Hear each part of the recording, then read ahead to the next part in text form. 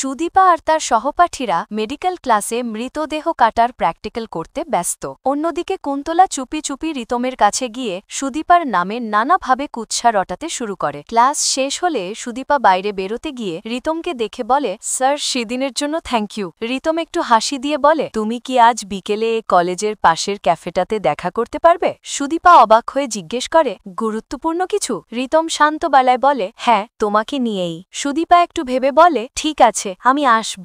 বিকেলে সুদীপা ক্যাফেতে পৌঁছতেই রিতম তার হাতে ফুলের তোড়া দেয়। ঠিক তখনই কুন্তলা আড়াল থেকে সেই দৃশ্যের ভিডিও তোলে এবং মুহূর্তের মধ্যেই আদিত্যকে পাঠিয়ে দেয়। ভিডিওটা দেখে আদিত্য নিজের মনে বলে, আমাকে এই ভিডিওটা পাঠালো কেন?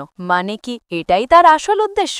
এদিকে রিতম সুদীপার হাতে একটি কার্ড দিয়ে বলে, এই জায়গাটায় তুমি থাকতে পারবে, একদম নিরাপদ, কোনো অসুবিধা হবে না। সুদীপা বলে, থ্যাংক ইউ, আপনি আমার জন্য এত ভাবলেন, এটাই আমার জন্য অনেক। ঠিক তখনই পিছন থেকে আদিত্য এসে সেই কথাগুলো শুনে ফেলে এবং চুপচাপ সেখান থেকে চলে যায়। রিতম বলে, আমি জানি তোমার আর তোমার স্বামীর সম্পর্ক খুব একটা ভালো নয়। সুদীপা সঙ্গে সঙ্গে বলে, আপনি ভুল জানেন, উনি আমার প্রতি সব দায়িত্বই পালন করেন। রিতম বলে, তাহলে সেদিন উনি ওইভাবে কেন কথা বললেন? সুদীপা শান্তভাবে বলে, সেদিন পরিস্থিতি অন্যরকম ছিল, মাথা ঠিক ছিল না কারুরই, কিন্তু উনি সত্যি আমার খুব কেয়ার করেন। রিতম বলে, চলুন আমি আপনাকে বাড়ি পৌঁছে দিই। সুদীপা হালকা হাসি দিয়ে বলে, আমি যদি আপনার এই সৌজন্য গ্রহণ করি তাহলে সবাই কি ভাববে? রিতম বলে, ঠিক আছে, কিন্তু এই কার্ডটা রাখুন, প্রয়োজনে কাজে লাগবে। সুদীপা কার্ডটা নিয়ে ধীরে ধীরে চলে যায়। অন্যদিকে পরমা বাড়ি ছেড়ে বেরিয়ে যাওয়ার সিদ্ধান্ত নেয়। অবর এক কোণে দাঁড়িয়ে মনে মনে বলে, তোমায় আজ মুক্তি দিলাম। এদিকে সুদীপা আদিত্যকে কোথাও না দেখে হতাশ হয় অটোয় ওঠে। ঠিক তখনই রাস্তায় এক বৃদ্ধার কাছ থেকে